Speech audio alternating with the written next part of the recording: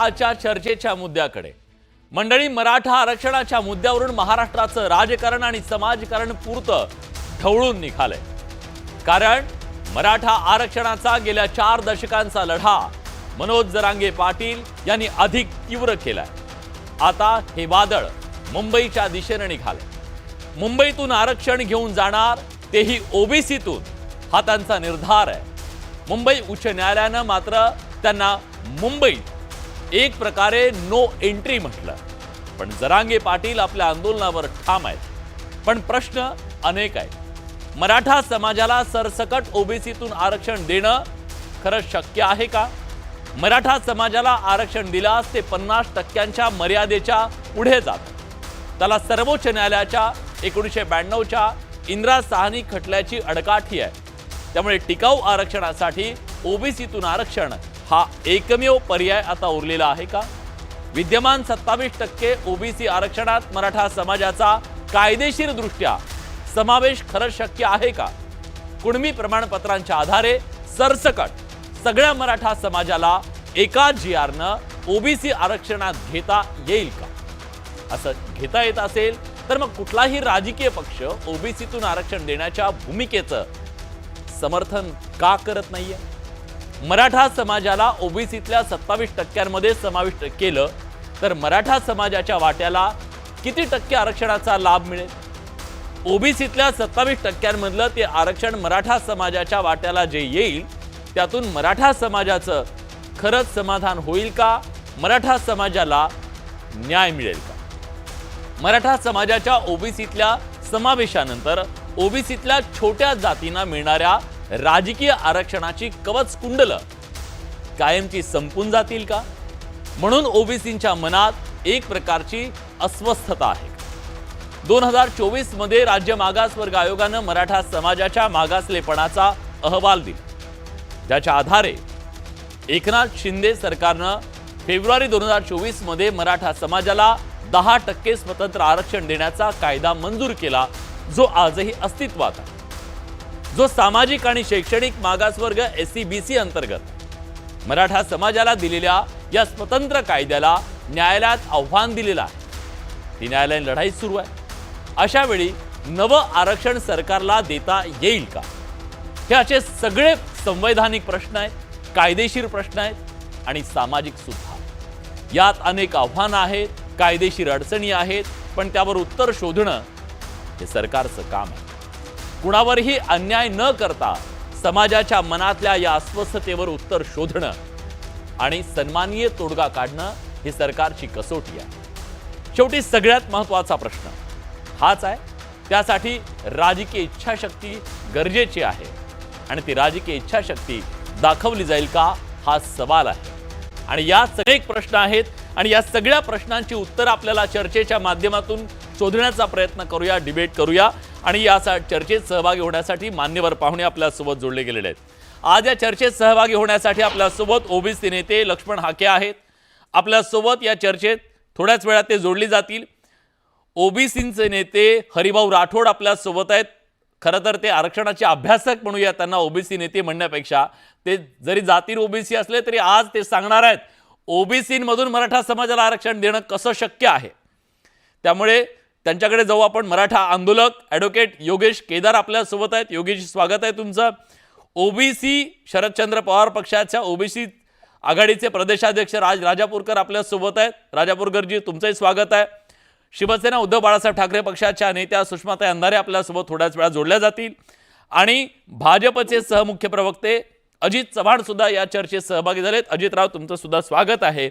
आम्हाला तुमच्याकडून सुद्धा तुमच्या पक्षाची या मुद्द्याबद्दलची भूमिका जाणून घ्यायची आहे। पण चर्चेची सुरुवात मला ॲडव्होकेट योगेश केदार यांच्यापासून करायची आहे। मराठा आंदोलक आहेत, चळवळीत काम करतायत अनेक वर्ष आणि प्रामुख्याने ही जी मागणी केली जाते त्या मागणी ज्यासाठी सातत्यानं पुढाकार त्यांनी घेतलेला आहे की ओबीसीमधून आरक्षण मराठा समाजाला मिळू शकतं, ही त्यांची मांडणी आहे। आम्ही अनेक वेळा ऐकलं, पण आज महाराष्ट्रात जेव्हा हा प्रश्न इतका चर्चेला आला तेव्हा आम्हाला तुमच्याकडून हे जाणून घ्यायचंय, कसं शक्य आहे आजच्या घडीला मराठा समाजाला ओबीसीतून आरक्षण? हे बघा, मराठा समाजाने आरक्षणासाठी 1980च्या दशकापासून बलिदान दिलेलं आहे. पहिलं बलिदान स्वर्गीय अण्णासाहेब पाटलांपासून ते आता जालना असेल, बीड असेल, आमच्या मराठवाड्यातल्या अनेक जिल्ह्यात शेकडो नव्हे हजारो तरुणांनी आत्महत्या केलेली आहे. म्हणजे या आरक्षण मागणीमध्ये, या समाजाच्या आरक्षणाच्या मागणीमध्ये काहीतरी गंभीरता आहे आणि ही मागणी आमची आज नाही. मी विलासदादा तुम्हाला मी करू इच्छितो, मराठा समाज हा 80च्या दशकापासून म्हणजे 1982ला अण्णासाहेबांनी आत्महत्या केली, म्हणजे बलिदान दिलेलं आहे. मंडल आलाय 90ला. मग 90ला ज्यावेळेस राज्यकर्ते जे काही कोणी होते आमच्या इथले, पवार साहेब असतील किंवा काय असतील, त्यांनी आमच्या जर ओबीसी मध्ये इन्क्लुजन केलं असताना तरी ह्या काही अडचणी झाल्या नसत्या. परंतु 2007च्या नंतर, 6-7च्या नंतर मराठा समाजातल्या नेत्यांनी असा एक शिगोफा सोडला की मराठा आरक्षण आम्हाला काय पाहिजे, तर मराठा आरक्षण, मराठा आरक्षण हे प्रपोगेट केलंच गेलं. 2013 मध्ये महाविकास आघाडी सरकार होतं. त्यावेळेला त्या तत्कालीन सरकारने समाजाला खुश करण्यासाठी म्हणून राणे समिती नेमली. तसं बघायला गेलं तर समिती नेमून एखाद्या समाजाला आरक्षण देता येत नाही, पण तो आमच्यासोबत एक छळ केला गेला. मी टू द पॉइंट आज चर्चा करायची. ऐका ना, इतिहासाबद्दल आपण त्या सगळ्या गोष्टी माहित आहेत. मी थेट तुम्हाला प्रश्न विचारलाय, मराठा आरक्षण ओबीसीतून कसं दिलं पाहिजे, कसं शक्य आहे? आपण तो इतिहासाबद्दल नंतर बोलू. नाही, मराठा, मी तेच म्हणालो, मराठा आरक्षण नाही, मराठा आरक्षण नव्हते अशी काही गोष्ट नसती. एखाद्या जातीसाठी आरक्षण देण्याची व्यवस्था सेपरेट हे संविधानात नाहीच. म्हणून आम्ही म्हणतोय की जे उपलब्ध पर्याय असतील त्यातला आम्हाला ओबीसी मधला जो पर्याय आहे तो आमचा हक्काचा पर्याय आहे. आम्ही वारंवार या महाराष्ट्राला सांगून दिलेलं आहे की बाबा 23 मार्च 1994ला एक GR काढून मराठ्यांच्या हिश्श्याला जे काही उरलं होतं ना आरक्षण, ते शरद पवार साहेबांनी ओबीसीचा अतिरिक्त वर्ग केलेला आहे. महाराष्ट्रामध्ये ही सगळी लोक जे काही म्हणतात ना ओबीसी मध्ये जे आता याद्या आहेत, आरक्षणामध्ये जे लोक आहेत, ह्या लोकांनी सांगावं की तुमच्यासाठी कुठला सर्वेक्षण केलाय बाबा. मंडल कमिशनचं जर तुम्ही आधार मानत असाल तर मंडलला RM सहाय साहेबांनी काय बोलले तुम्ही आपण माहिती घेतली पाहिजे साहेब. मंडल इज कॉन्स्टिट्युशनल फ्रॉड म्हटलेला आहे. हाकी येतील हाकी नाही मला विचारायचं आहे. योगेजी मी पुन्हा टू द पॉइंट. मराठा समाजाला 27% आरक्षणातून, आता विद्यमान 27% आरक्षणातून आरक्षण हवंय, मर्यादा वाढवून हवंय. कसं ओबीसीतून आरक्षण मिळू शकतं ही मांडणी तुम्ही करताय, कसं मिळू शकतं हे सांगा, कसं देऊ शकतं सरकार हे सांगा. आपण बाकीच्या मुद्द्यांवर वेगळी चर्चा करू.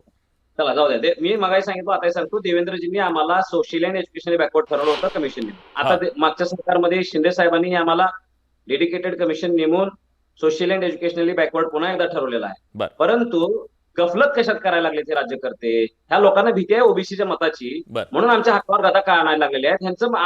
आम्ही सगळ्या गोष्टीत पात्र आहे साहेब. आमचं नाव जे आहे ना, मराठा हा शब्द ओबीसीच्या यादीमध्ये फक्त इन्क्लूड करायचा आहे. एखाद्या जातीला आरक्षण देण्यासाठीच्या सगळ्या प्रक्रिया तुम्ही पूर्ण केलेल्या आहात. माझी ह्या देवेंद्र फडणवीस साहेबांना विनंती आहे की अहो इतिहास घडवा. 10 मुख्यमंत्री झाला तरी काय कोण लक्षात ठेवणार नाही. शाहू महाराज बाबासाहेबांच्या नंतर तुम्हाला महापुरुष म्हणून गणल्या जाईल. एवढा आमचा समाज आक्रोश करत येतोय. प्रत्येक वेळेस आत्महत्या व्हायला लागलेल्या आहेत. तुमच्या हातात आहे सगळं आता. ठीक आहे, मी विचारतो तुमचं असं म्हणणं आहे थेट ओबीसीमध्ये 27% आरक्षणामध्ये समावेश करावा, मराठा शब्द घाला. काय अडचण आहे, कुठली कायदेशीर अडचण आहे अजितराव? सरकार हे का करू शकत नाहीये? ओबीसींचा दबाव आहे की राजकीय इच्छाशक्तीचा अभाव आहे?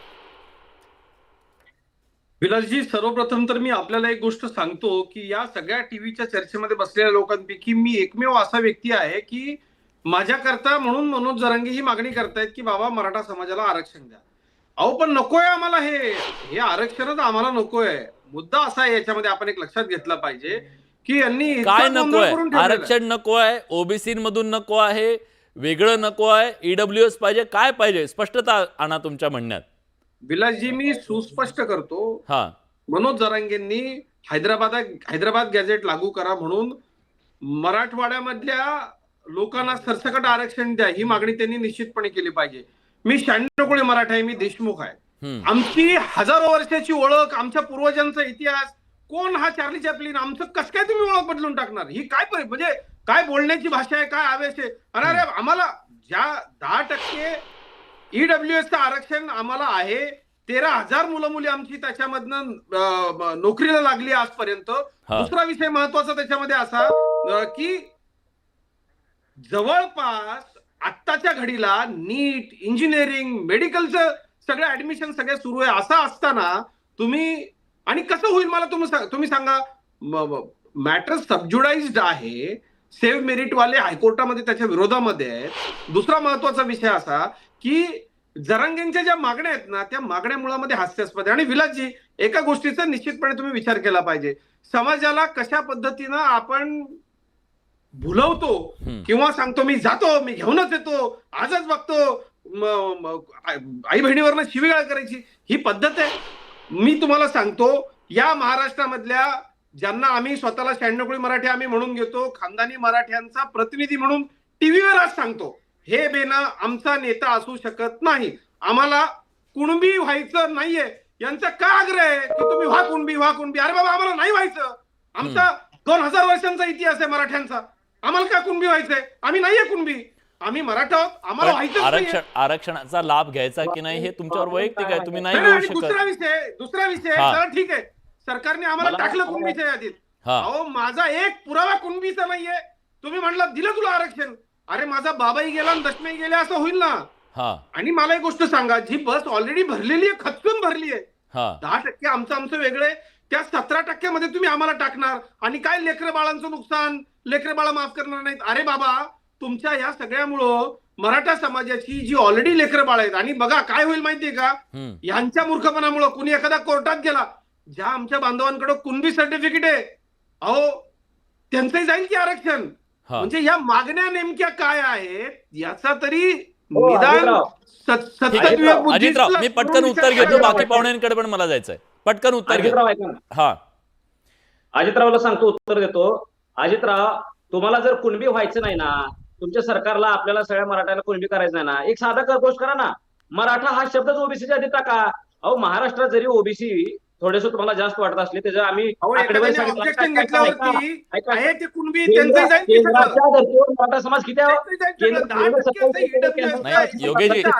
योगेशजी, ठीक आहे, एक मिनिट.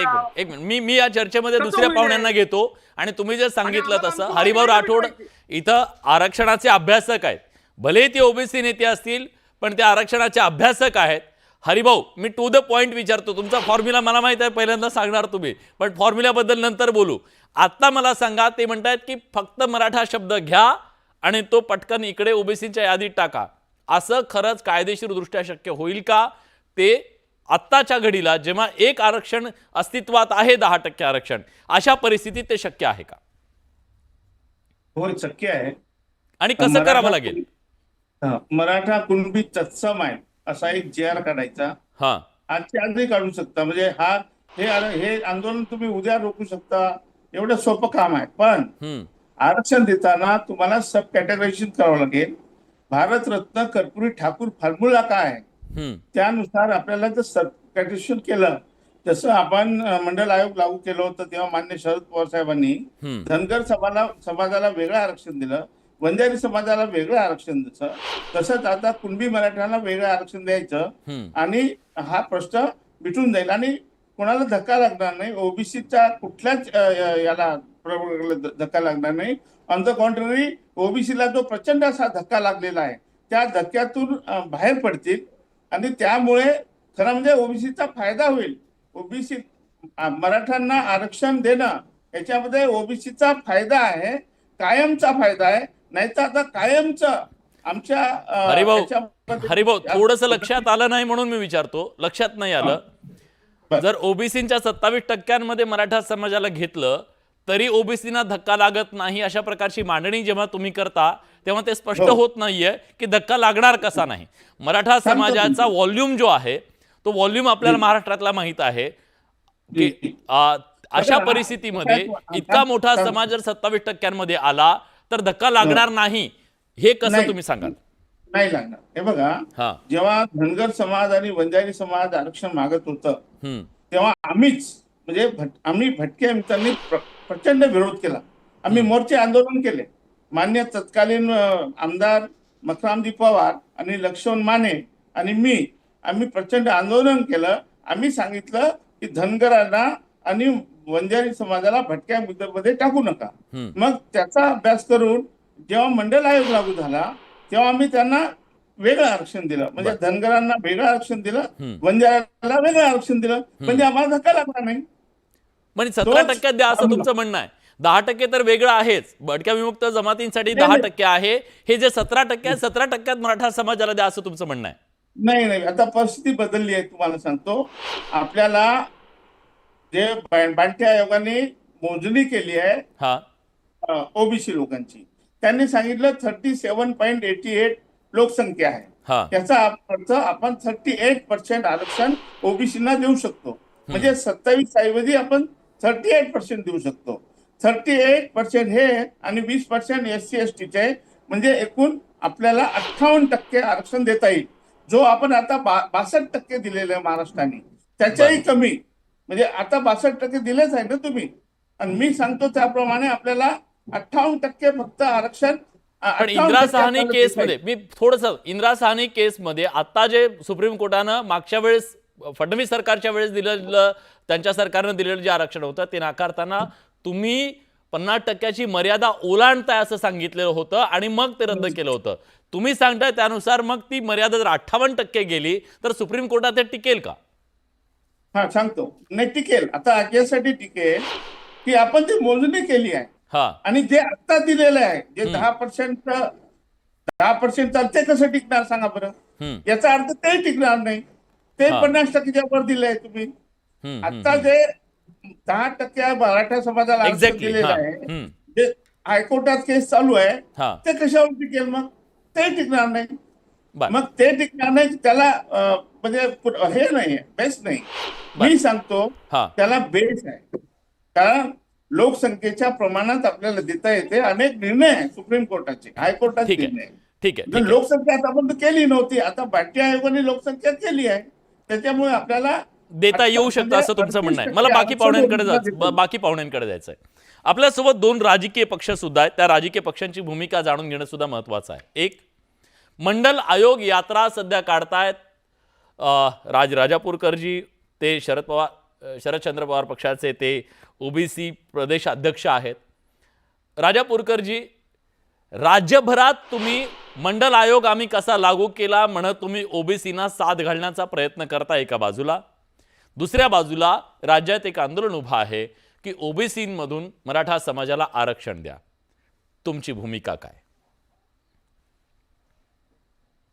मुळात असं आहे की विलासजी, मी सगळ्यांची चर्चा ऐकल्या, केदार साहेबांचं ऐकलं, अजितजींचं ऐकलं, अजितरावांचं ऐकलं, हरिभाऊ राठोड तर अभ्यासक आहेत, त्यांच्याबद्दल तर शंकाच नाही.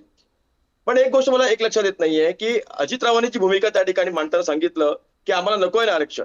आता ही अजितरावांची वैयक्तिक भूमिका आहे की त्यांच्या पक्षाची भूमिका आहे? सगळ्यात अगोदर हा प्रश्न इथे येतो की ज्या वेळेला एखादा समाज एखादा त्या ठिकाणी आरक्षणाच्या भूमिकेमध्ये येण्यासाठी त्या ठिकाणी त्याचा मागासलेपणा जो आहे तो मागासलेपणा सिद्ध झाल्यावरती तो आरक्षणाच्या भूमिकेमध्ये येण्यासाठी त्या ठिकाणी आपली मागणी करतो. आणि या राज्याचे मुख्यमंत्री त्या ठिकाणी ज्याने ऑलरेडी लॉचा अभ्यास केलेला आहे, म्हणजे देवेंद्र फडणवीस साहेबांचा लॉचा अभ्यास झालेला आहे, त्यांना हे सगळं माहिती आहे की यांना म्हणजे मराठा समाजाला त्या ठिकाणी ओबीसी मध्ये त्यांना वर्ग करता येणार नाही, की त्या ठिकाणी ओबीसीचं आरक्षण देता येणार नाही. तरी देखील ज्या वेळेला याच माहितीमध्ये राज्याचे मुख्यमंत्री एकनाथजी शिंदे होते, त्यांनी याच मनोज जरांगेंच्या त्या ठिकाणी मागण्या मान्य करून त्या ठिकाणी त्यांचं आंदोलन सोडून नवी मुंबईमध्ये गुलाल उधळला होता आणि त्या ठिकाणी त्यांचा त्या ठिकाणी आरक्षणाचा जय जयकार केला होता. आणि त्याच्यानंतर आता पुन्हा जेव्हा महायुतीचं सरकार आलं आणि मुख्यमंत्री बदलले आणि आता त्या ठिकाणी देवेंद्र फडणवीस झाले, तर मग काय आता महायुती सरकारमध्ये मुख्यमंत्री बदलल्यावरती भूमिका बदलल्या जातात? राजापूरकरजी, तुम्ही राजकारणी लोक खूप चतुर असतात. तुम्ही विषय कसं डायव्हर्ट करायचं हे तुम्हाला बरोबर कळतं. माझा प्रश्न काय होता, राजकीय तुमच्या विषयाकडे येतो ना मी. आता मनोज जरांगेंनी ज्या वेळेला सांगितलं, आता मनोज जरांगे ज्यावेळेला सांगितलं की आम्हाला त्या ठिकाणी मराठा समाजाला त्या ठिकाणी आरक्षण हवंय, आता कसं नाही भेटत ते बघतो, मी घेऊन दाखवतो करून. आता त्यांनी ज्या वेळेला सरकारकडे या गोष्टीची मागण्या केल्या, सरकारकडे दोन्ही गोष्टी म्हटल्या. आता सरकार म्हणजे हे राज्याचं सरकार असतं, एका पक्षाचं सरकार नसतं. देवेंद्र फडणवीस हे भारतीय जनता पक्षाचे मुख्यमंत्री नाही, तर ते महाराष्ट्र राज्याचे मुख्यमंत्री आहेत. आणि महाराष्ट्र म्हणजे राज्यातल्या सगळ्या गरीब, शोषित, पीडित, वंचित या सगळ्यांना न्याय देण्याची भूमिका ही देवेंद्र फडणवीसांची असली पाहिजे. पण ज्या वेळेला मनोज जरांगेकडे अशी मागणी होत असताना त्या ठिकाणी देवेंद्र फडणवीसांकडे सापशील दुर्लक्षित होतं. आणि उद्या परवा जेव्हा गणपतीच्या ऐन त्या ठिकाणी वेळेला, सणाच्या वेळेला, त्या वेळेला हे मुंबईमध्ये मराठा समाजाच्या माध्यमातून मनोज जरांगे येणार, अशा वेळेला जनता बघतीये, तुम्ही तेल लावलेले पैलवान आहात, सापडत नाहीयेत. मी प्रश्न साधा विचारलाय, मराठा समाजाला ओबीसीतून आरक्षण द्यावं की नाही, तुमच्या पक्षाची भूमिका काय? मी माझ्या पक्षाची भूमिका कालही मांडली, मी सगळ्या प्रेस कॉन्फरन्स घेतल्या, म्हटलं की मी सांगतो मराठा समाजाला आरक्षण मिळालं पाहिजे, फक्त त्यांना ओबीसीतनं आरक्षण मिळू नये, ओबीसीतनं आरक्षण देता कामा नये अशी त्या ठिकाणी आमची भूमिका होती, कारण की ओबीसीच्या आरक्षण धक्का लागतात. ओबीसी प्रदेशाध्यक्ष साहेब राजापूरकर साहेब, तुम्ही ज्या पक्षाचे आता कार्यकर्ते आहात ना, त्या शरद पवार साहेबांनी आमचा हक्क हिरावून तुम्हाला अतिरिक्त आरक्षण दिलेलं आहे. अरे बाबा, आमचं आम्ही मागायला लागलो, का देऊ द्यायचं ना म्हणते हो? काय कारण आहे? का बरं आम्ही आरक्षणाला पात्र नाही? तुम्ही सांगा ना. हा शरद पवार साहेबांनी योगेश केदार साहेब, तुम्हाला आंदोलन करण्याचा अधिकार आहे, तुम्हाला न्याय मागण्याचा अधिकार आहे, तुम्हाला त्या ठिकाणी आरक्षण मागण्याचा अधिकार आहे. आम्ही जेवढं म्हटलेलं आहे की आजच्या परिस्थितीमध्ये मराठा समाजाचं जे आरक्षण आहे, जे जातीने जनगणनेच्या आधारावरती आहे, त्या ठिकाणी तुमच्या मराठा समाजामध्ये 5 कोटी मराठा आहे असं म्हटलं जातं जरांगेकडनं. आणि त्यावेळेला भुजबळ साहेब म्हणतात की 55%च्या वरती ओबीसीची संख्या आहे करून जवळजवळ 7.5 असं म्हणणं आहे की केदारजी थांबा, जसं त्यांनी तुमचं ऐकलं तसं तुम्ही त्यांचं ऐका. केदारजी एक मिनिट, माझं स्पष्ट म्हणणं आहे, मराठा समाजाला आरक्षण हवंय, मिळालं पाहिजे. धनगर समाजाला आरक्षण पाहिजे, मिळालं पाहिजे. मुस्लिम समाजाला आरक्षण पाहिजे. जो मागासलेला आहे त्याला मागासलेपणा त्याच्यातून बाहेर काढण्यासाठी आरक्षण हा एकमेव उपाय. पण या गोष्टी होत असताना दुसऱ्या समाजाच्या आरक्षणाला किंवा प्रवर्गाच्या आरक्षणाला धक्का लागता कामा नये, त्याचं आरक्षण त्या ठिकाणी इफेक्टेड होता कामा नये. ठीक आहे, मला चर्चेमध्ये सुषमाताई आणायचं, सगळ्यात शेवटी तुमच्याकडे येतोय, कारण सगळ्यांच्या भूमिका तुम्हाला आता कळलेल्या आहेत, त्यामुळे तुम्हाला तुमची भूमिका मांडताना फार त्रास होणार नाही असं मला वाटतंय. सुषमाताई, खरं तर आज सरकार कोंडीत आहे, सरकारला द्यायचंय, पण कसं द्यायचं याचं उत्तर आहे की नाही माहित नाही, आता ते सांगतील, ते त्यांची वैयक्तिक भूमिका मी त्यांना जाऊन विचारणार आहे, तुमची कुठली भूमिका. पण तुमच्या पक्षाची भूमिका काय आहे? ओबीसीमधून आरक्षण मराठा समाजाला देणं शक्य आहे का, आणि ते दिलं जावं का?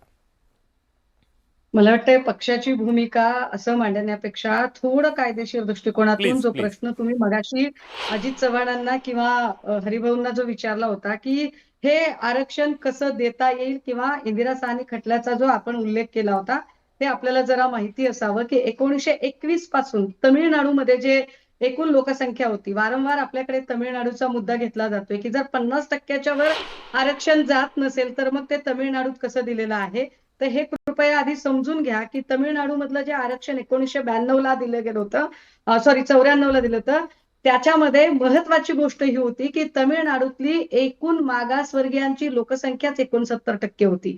सो 69% लोकसंख्या असणाऱ्या मागासवर्गीयांना तेवढं आरक्षण मिळालं पाहिजे, म्हणून ते आरक्षण दिलं गेलं. पण त्याच्यानंतरची एक घटना घडली, ती 16 नोव्हेंबर 1992 ला इंदिरा साहनी विरुद्ध भारत सरकारचा जो खटला आला, आणि या खटल्यामध्ये त्यांनी सांगितलं की 50%पेक्षा वर आरक्षणाची मर्यादा जाणार नसेल. आता याच्या विरोधात कुणी धाव घेणं गरजेचं होतं. 31 ऑगस्ट 1994 ला तमिळनाडूचं आरक्षण हे 9th शेड्यूल मध्ये टाकलेलं होतं. आपल्याकडे जे 9व परिशिष्ट आहे ते 9व परिशिष्ट सहजासहजी उघडता येत नाही. त्या 9व्या परिशिष्टामध्ये तमिळनाडूचं आरक्षण ऑलरेडी पार्क झालेलं होतं. आता ते पार्क झालेलं आरक्षण जर पुन्हा काढायचं असेल, त्याच्या आधीच्या 2 मोठ्या घडामोडी तमिळनाडूतल्या माहित असल्या पाहिजेत की मद्रास कोर्टामध्ये तमिळनाडू सरकारने 1993 आणि 94च्या शैक्षणिक वर्षासाठी जुन्या पद्धतीने म्हणजे 69% आरक्षण कायम असावं अशी मागणी केली आणि मद्रास कोर्टने ती मान्य केली. पुढे 94 आणि 95 ला सुद्धा शैक्षणिक वर्षात 69% आरक्षण असावं, ते जुन्या पद्धतीने असावं म्हणून तमिळनाडू सुप्रीम कोर्टातही गेलं होतं. आता ह्या सगळ्यांमध्ये सुप्रीम कोर्टमध्ये तमिळनाडूचं आरक्षण का टिकलं हे कृपया समजून घ्या, कारण तमिळनाडूने ते आरक्षण नुसतं त्यांच्या स्टेटमध्ये नाही केलं, तर स्टेट मधला असेंब्लीचा ठराव केला आणि तो पार्लमेंटमध्ये नेला. पार्लमेंटमध्ये त्यावर सर्वपक्षीय नेत्यांची बैठक झाली आणि सर्वपक्षीय नेत्यांनी ते मान्य केलं, कारण तेव्हा राजकारणाच्या केंद्रस्थानी माणूस होता, कारण तेव्हा थोडा तरी समाज आणि राजकारणी लोक यांच्यामध्ये समन्वय होता. त्यामुळे तिथे ते, आणि हे विशेष आहे की तमिळनाडूत एका वेगळ्या पक्षाचं सरकार होतं आणि केंद्रात एका वेगळ्या पक्षाचं सरकार होतं, तरी सगळ्यांचं ऐकून घेतलं. मला वाटतं मला पूर्ण करू द्यावं. विषयाची चर्चा करून काय मला माझं विषय सुप्रीम कोर्टामध्ये नाही pending आहे. अजितराव आपण विधीज्ञ आहोत. अजितराव मी घेतो उत्तर, माझं काम आहे ते उत्तर घेणं. मी घेतो त्याचं माझं उत्तर. म्हणणं मला फक्त योगेशजी मला माझं म्हणणं फक्त पूर्ण करू द्या.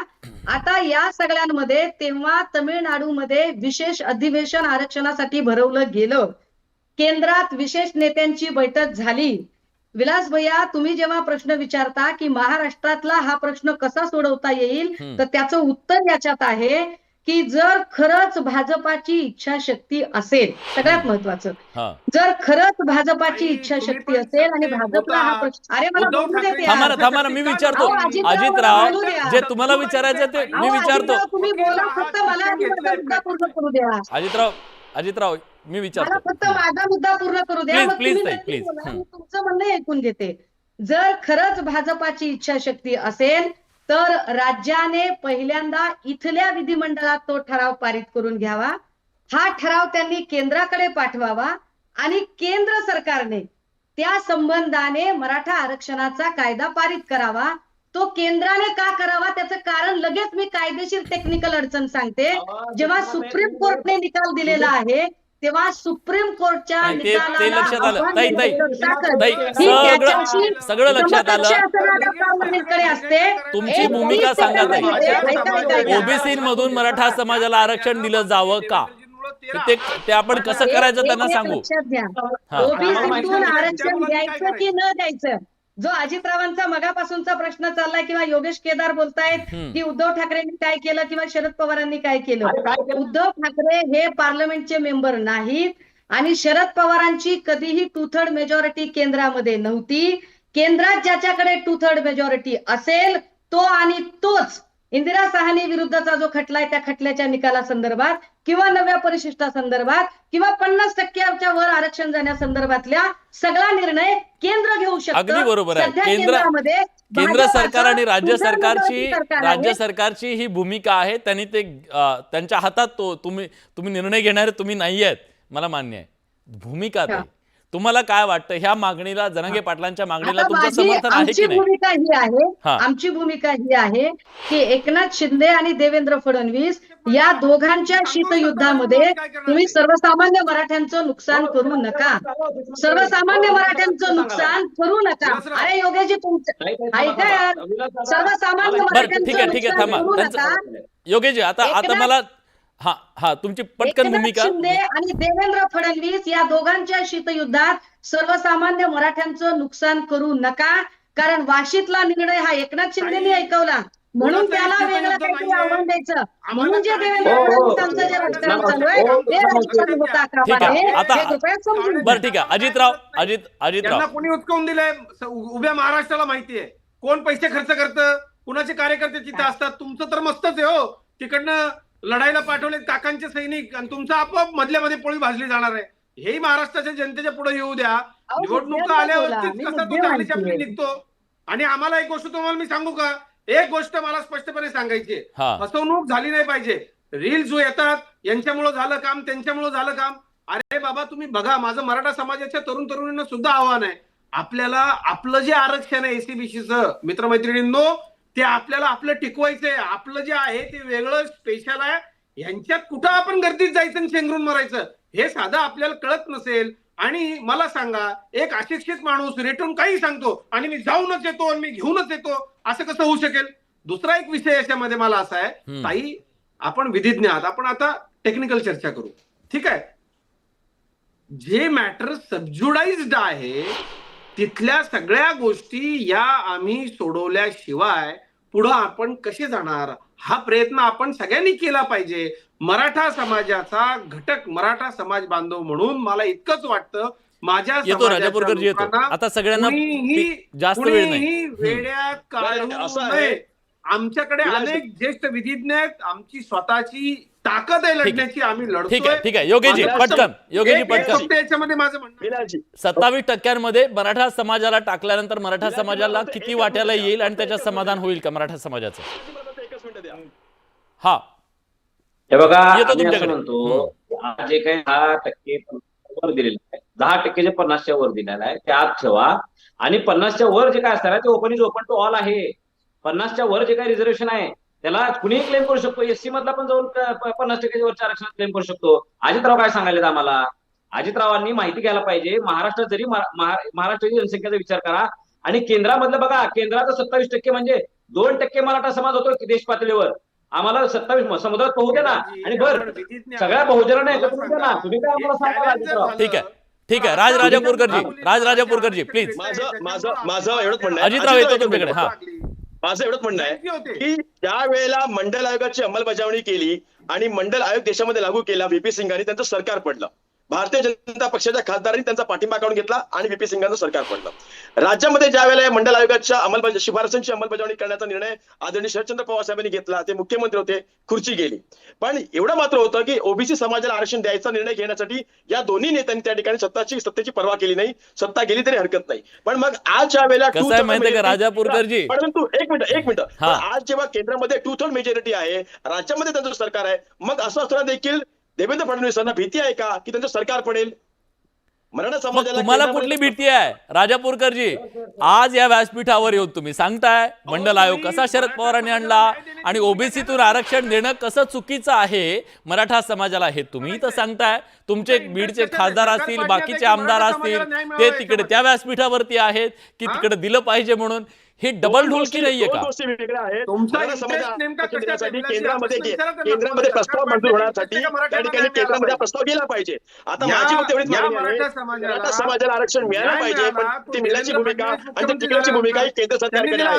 अजितरावांना मराठा समाजाला अजितराव थांबा, मी विचारला प्रश्न, मी माझं करतो काम. हा, मला सांगा, तुमच्या पक्षातल्या एका नेत्याने काल सांगितलं डुप्लिकेट अशा प्रकारच्या काही लोक घेऊन येतील सर्टिफिकेट, त्यांना निवडून देऊ नका. काही म्हटलं की आमच्या सहकार्याची जी वैयक्तिक भूमिका होती तिने मांडली, ती काही पक्षाची भूमिका नव्हती. मग पक्षातल्या ओबीसी विंगची एक वेगळी भूमिका आहे आणि बाकीच्यांची वेगळी भूमिका, असं आहे का? नाही, ते त्यांचं वैयक्तिक मत असू शकतं. प्रत्येकाला वैयक्तिक मत असतं. ठीक आहे सुषमाताई, शेवटचे 30 सेकंद राहिलेत, मला तुमची शेवटची कमेंट पाहिजे. हा, मी प्रेस कॉन्फरन्स पण घेते, पण माझं एवढंच म्हणणं आहे, विलासजी एकच म्हणणं आहे की केंद्रामध्ये हा मराठा समाजाचा आरक्षणाचा प्रश्न सोडू शकतो, तो सुटू शकतो. त्यासाठी केंद्र सरकारची इच्छाशक्ती हवी. ठीक आहे. मी सुषमाताई माझा वेळ संपला.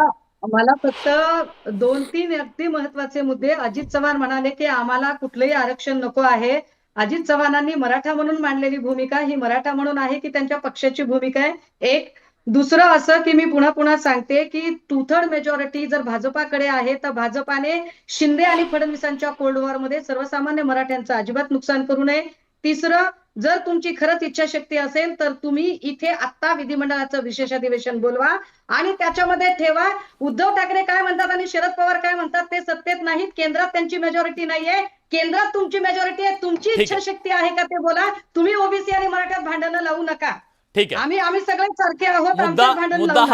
मुद्दा हाच आहे राजकीय इच्छाशक्तीचा. मराठा समाज गेली 4 दशकं या महाराष्ट्रात आपल्या आरक्षणाची लढाई लढतोय, पण या आरक्षणाच्या लढाईमध्ये आता एक नवं पर्व सुरू झालं आणि ते म्हणजे ओबीसी मध्ये सर्व अशा प्रकारची मागणी समोर आली आणि आता ते आंदोलन पुन्हा एकदा महाराष्ट्रामध्ये पेटतंय. अशा परिस्थितीमध्ये खरोखरच ओबीसींमधून हे आरक्षण मिळणं शक्य आहे का, याच्याबद्दलची चर्चा करण्याचा आपण प्रयत्न केला. वेगवेगळ्या भूमिका काय आहेत वेगवेगळ्या पक्षांच्या त्या जाणून घेण्याचा प्रयत्न केला. प्रेक्षकांना काय वाटतंय ते सुद्धा एकदा जाणून घेऊया.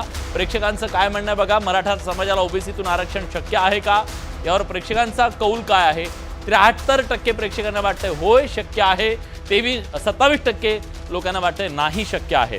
पण आता हे शक्य अशक्य हे सगळं राजकीय इच्छाशक्तीवर अवलंबून आहे. ती दाखवली जाते का, सवाल तोच. आजच्या बडे मुद्द्याच्या चर्चेत आपण सगळ्यालाच आपली भूमिका मांडली, त्याबद्दल सगळ्यांचे मनापासून आभार. बडे मुद्द्याच्या आजच्या चर्चेत आपण इथेच थांबतोय. धन्यवाद.